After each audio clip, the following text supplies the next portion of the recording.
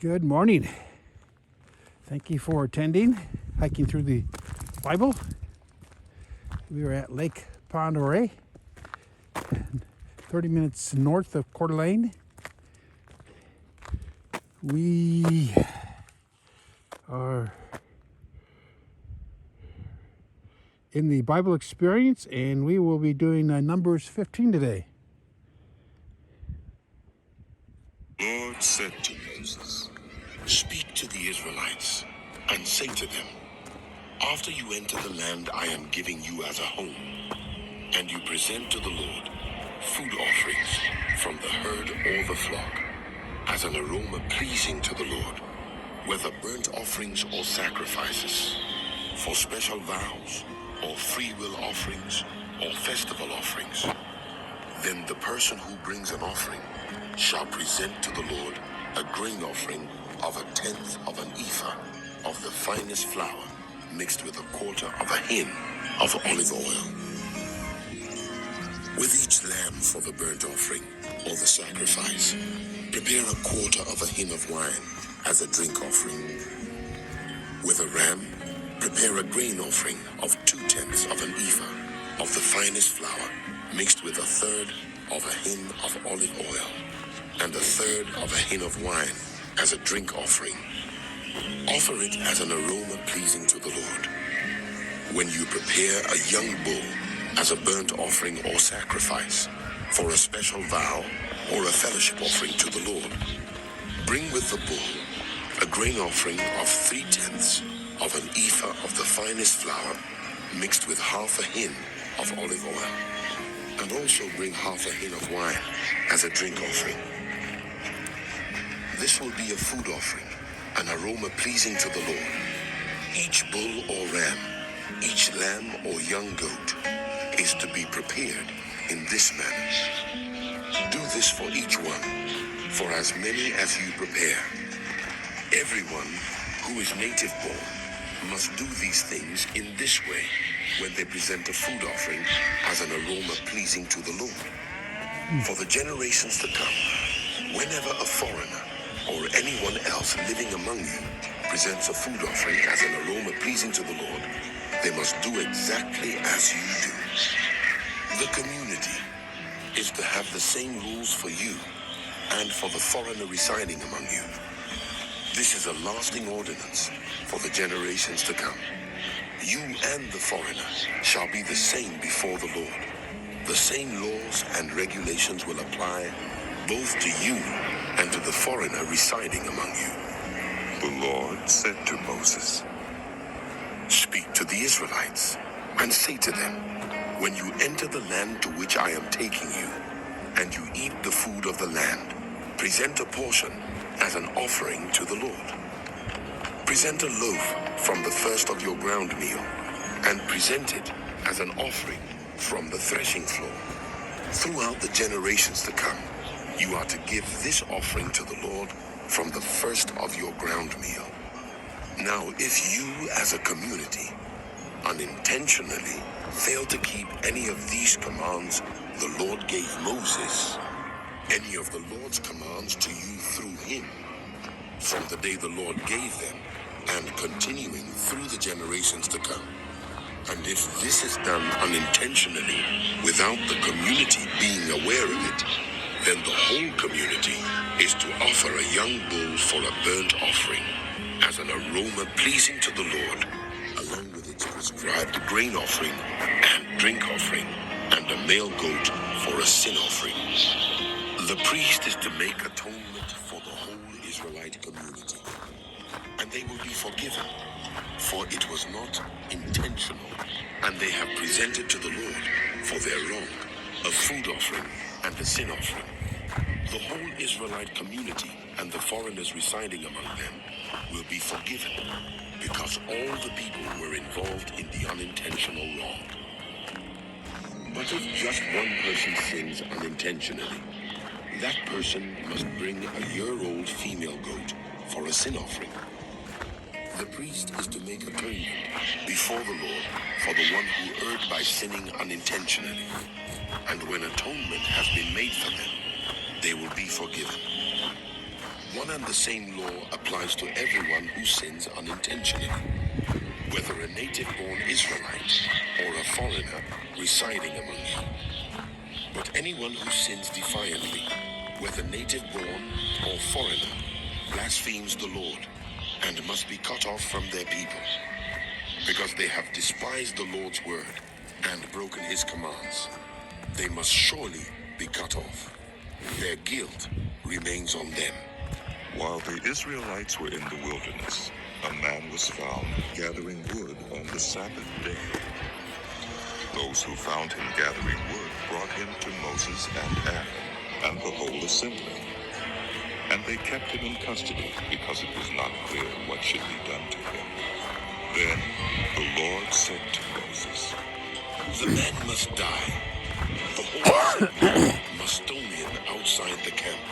So the assembly took him outside the camp and stoned him to death, as the Lord commanded Moses. The Lord said to Moses, "Speak to the Israelites and say to them, throughout the generations to come, you are to make tassels on the corners of your garments, with a blue cord on each tassel. You will have these tassels to look at, and so you will remember all the commands of the Lord, that you may obey them, and not prostitute yourselves by chasing after the lusts of your own hearts and eyes. Then you will remember to obey all my commands, and will be consecrated to your God. I am the Lord your God, who brought you out of Egypt to be your God. I am the Lord your God." Korah, son of Ishar, the son of Kohath, the son of Levi, and certain Reubenites, Dathan and Abiram, sons of Eliab, and On, son of Peleth, became insolent and rose up against Moses. With them were 250 Israelite men, well-known community leaders who had been appointed members of the council. They came as a group to oppose Moses and Aaron, and said to them, "You have gone too far. The whole community is holy, every one of them, and the Lord is with them. Why then do you set yourselves above the Lord's assembly?" When Moses heard this, he fell face down. Then he said to Korah and all his followers, "In the morning the Lord will show who belongs to him and who is holy, and he will have that person come near him. The one he chooses, he will cause to come near him. You, Korah, and all your followers are to do this. Take censers and tomorrow put burning coals and incense in them before the Lord. The man the Lord chooses will be the one who is holy. You Levites have gone too far." Moses also said to Korah, "Now listen, you Levites. Isn't it enough for you that the God of Israel has separated you from the rest of the Israelite community and brought you near himself to do the work at the Lord's tabernacle and to stand before the community and minister to them? He has brought you and all your fellow Levites near himself, but now you are trying to get the priesthood too. It is against the Lord that you and all your followers have banded together. Who is Aaron that you should grumble against him?" Then Moses summoned Dathan and Abiram, the sons of Eliab, but they said, "We will not come. Isn't it enough that you have brought us up out of a land flowing with milk and honey to kill us in a wilderness, and now you also want to lord it over us? Moreover, you haven't brought us into a land flowing with milk and honey, or given us an inheritance of fields and vineyards. Do you want to treat these men like slaves? No, we will not come." Then Moses became very angry and said to the Lord, "Do not accept their offering. I have not taken so much as a donkey from them, nor have I wronged any of them." Moses said to Korah, "You and all your followers are to appear before the Lord tomorrow. You and they and Aaron. Each one is to take his censer and put incense in it. 250 censers in all, and present it before the Lord. You and Aaron are to present your censers also." So each one took his censer, put burning coals and incense in it, and stood with Moses and Aaron at the entrance to the tent of meeting. When Korah had gathered all his followers in opposition to them at the entrance to the tent of meeting, the glory of the Lord appeared to the entire assembly. The Lord said to Moses and Aaron, Separate yourselves from this assembly, so I can put an end to them at once. But Moses and Aaron fell face down and cried out, Oh God, God of every human spirit, will you be angry with the entire assembly when only one man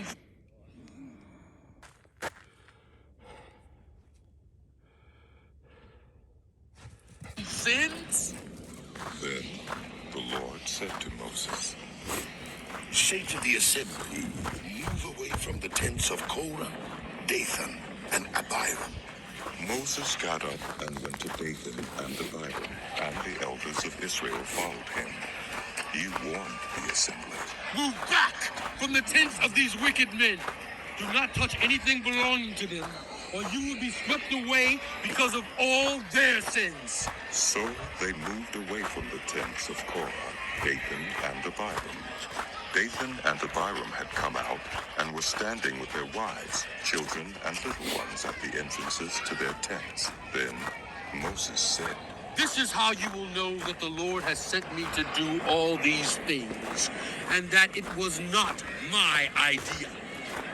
If these men die a natural death and suffer the common fate of all human beings, then the Lord has not sent me.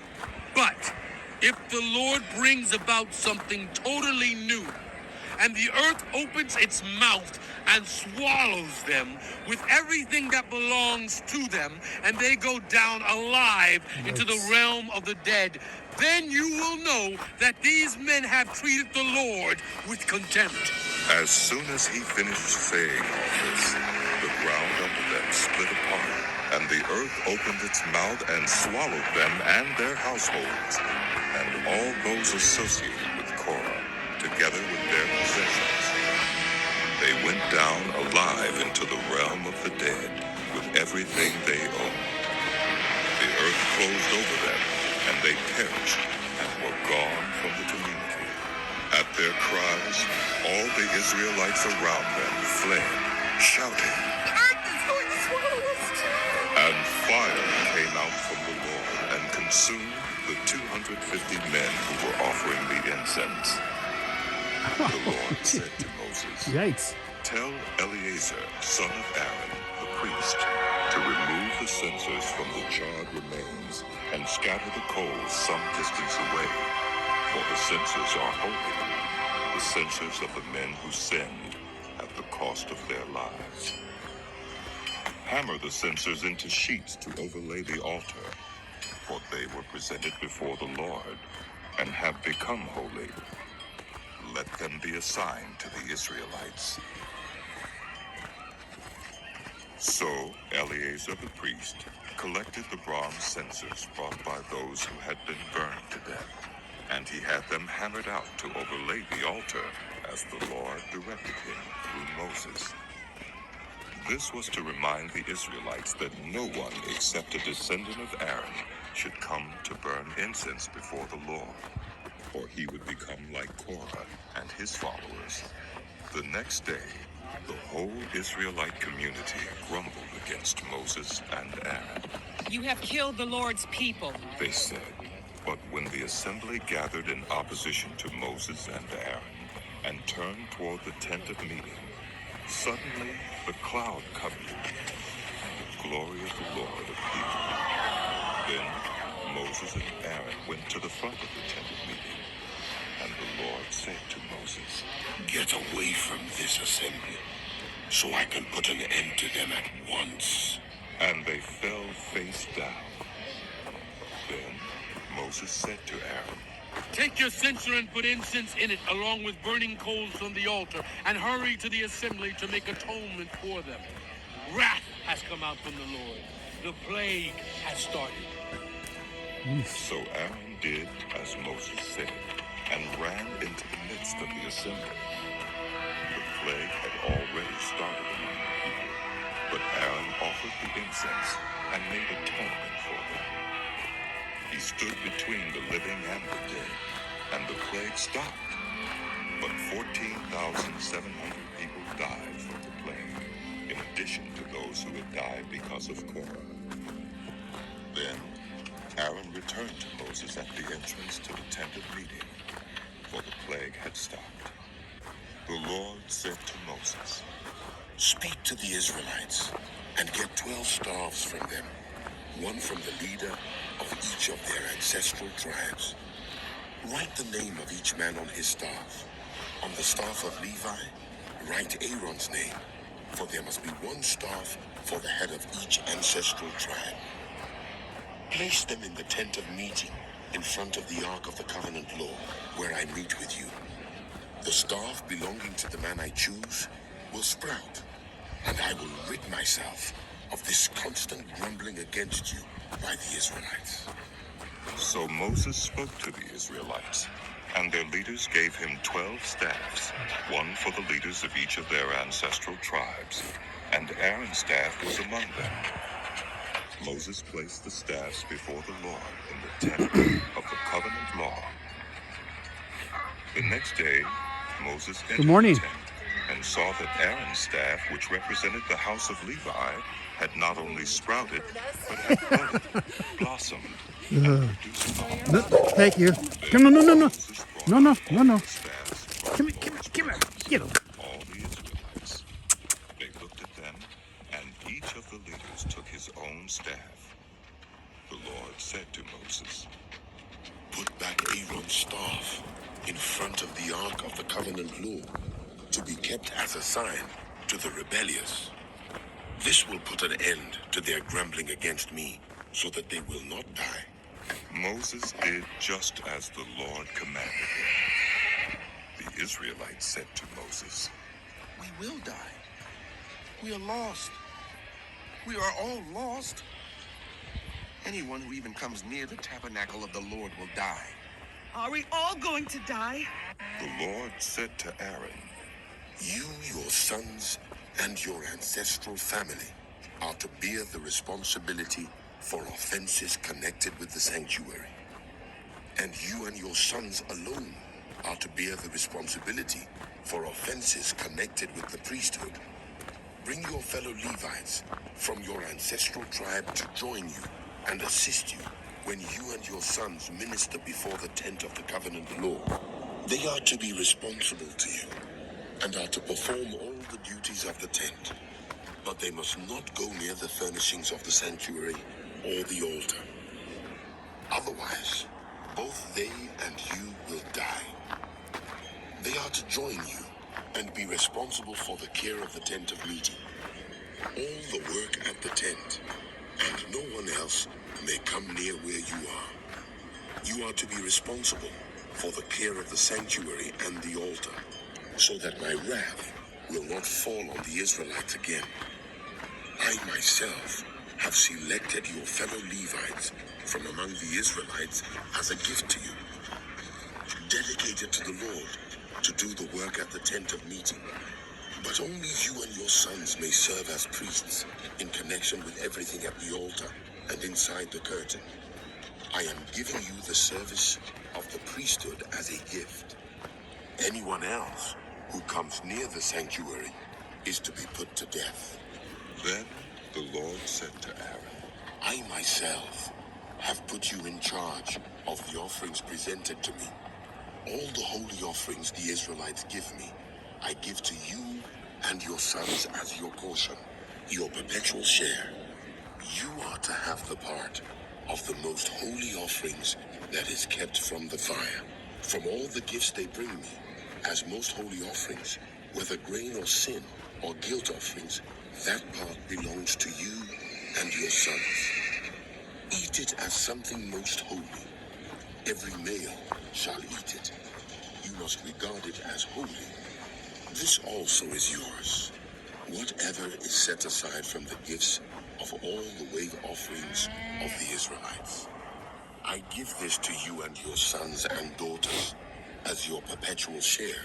Everyone in your household who is ceremonially clean may eat it. I give you all the finest olive oil and all the finest new wine and grain that they give the Lord as the firstfruits of their harvest. All the land's firstfruits that they bring to the Lord will be yours. Everyone in your household who is ceremonially clean may eat it. Everything in Israel that is devoted to the Lord is yours. The first offspring of every womb, both human and animal, that is offered to the Lord is yours. But you must redeem every firstborn son and every firstborn male of unclean animals. When they are a month old, you must redeem them at the redemption price at 5 shekels of silver, according to the sanctuary shekel, which weighs 20 gerahs. But you must not redeem the firstborn of a cow, a sheep, or a goat. They are holy. Splash their blood against the altar and burn their fat as a food offering, an aroma pleasing to the Lord. Their meat is to be yours, just as the breast of the wave offering and the right thigh are yours. Whatever is set aside from the holy offerings the Israelites present to the Lord, I give to you and your sons and daughters as your perpetual share. It is an everlasting covenant of salt before the Lord, for both you and your offspring.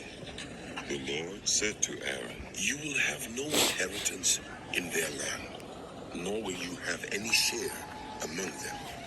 I am your share and your inheritance among the Israelites. I give to the Levites all the tithes in Israel as their inheritance in return for the work they do while serving at the tent of meeting. From now on, the Israelites must not go near the tent of meeting, or they will bear the consequences of their sin and will die. It is the Levites who are to do the work at the tent of meeting and bear the responsibility for any offenses they commit against it. This is a lasting ordinance for the generations to come. They will receive no inheritance among the Israelites. Instead, I give to the Levites as their inheritance the tithes that the Israelites present as an offering to the Lord. That is why I said concerning them, they will have no inheritance among the Israelites. The Lord said to Moses, Speak to the Levites and say to them, when you receive from the Israelites the tithe I give you as your inheritance, you must present 1/10 of that tithe as the Lord's offering. Your offering will be reckoned to you as grain from the threshing floor, or juice from the winepress. In this way, you also will present an offering to the Lord from all the tithes you receive from the Israelites. From these tithes, you must give the Lord's portion to Aaron the priest. You must present as the Lord's portion the best and holiest part of everything given to you. Say to the Levites, when you present the best part, it will be reckoned to you as the product of the threshing floor or the winepress. You and your households may eat the rest of it anywhere, for it is your wages for your work at the tent of meeting. By presenting the best part of it, you will not be guilty in this matter. Then you will not defile the holy offerings of the Israelites, and you will not die. The Lord said to Moses and Aaron, This is a requirement of the Lord that the Lord has commanded. Tell the Israelites to bring you a red heifer without defect or blemish, and that has never been under a yoke. Give it to Eleazar the priest. It is to be taken outside the camp and slaughtered in his presence. Then Eleazar the priest is to take some of its blood on his finger and sprinkle it 7 times toward the front of the tent of meeting. While he watches, the heifer is to be burned, its hide, flesh, blood, and intestines. The priest is to take some cedar wood, hyssop, and scarlet wool, and throw them onto the burning heifer. After that, the priest must wash his clothes and bathe himself with water. He may then come into the camp, but he will be ceremonially unclean till evening. The man who burns it must also wash his clothes and bathe with water. And he too will be unclean till evening. A man who is clean shall gather up the ashes of the heifer and put them in a ceremonially clean place outside the camp. They are to be kept by the Israelite community for use in the water of cleansing. It is for purification from sin. The man who gathers up the ashes of the heifer must also wash his clothes, and he too will be unclean till evening. This will be a lasting ordinance, both for the Israelites and for the foreigners residing among them. Whoever touches a human corpse will be unclean for 7 days. They must purify themselves with the water on the 3rd day and on the 7th day. Then they will be clean. But if they do not purify themselves on the 3rd and 7th days, they will not be clean. If they fail to purify themselves after touching a human corpse, they defile the Lord's tabernacle. They must be cut off from Israel. Because the water of cleansing has not been sprinkled on them, they are unclean. Their uncleanness remains on them. This is the law that applies when a person dies in a tent. Anyone who enters the tent and anyone who is in it will be unclean for 7 days, and every open container without a lid fastened on it will be unclean. Anyone out in the open who touches someone who has been killed with a sword, or someone who has died a natural death, or anyone who touches a human bone or a grave will be unclean for 7 days. For the unclean person, put some ashes from the burned purification offering into a jar and pour fresh water over them. Then a man who is ceremonially clean is to take some hyssop, dip it in the water, and sprinkle the tent and all the furnishings and the people who were there. He must also sprinkle anyone who has touched a human bone or a grave, or anyone who has been killed, or anyone who has died a natural death. The man who is clean is to sprinkle those who are unclean on the 3rd and 7th days. And on the 7th day, he is to purify them. Those who are being cleansed must wash their clothes and bathe with water, and that evening they will be clean. But if those who are unclean do not purify themselves, they must be cut off from the community, because they have defiled the sanctuary of the Lord. The water of cleansing has not been sprinkled on them, and they are unclean. This is a lasting ordinance for them. The man who sprinkles the water of cleansing must also wash his clothes, and anyone who touches the water of cleansing will be unclean till evening. Anything that an unclean person touches becomes unclean, and anyone who touches it becomes unclean till evening. In the first month. All right. That concludes today's Bible study. Thank you for joining Hiking Through the Bible. Like and subscribe, and we'll see you next time.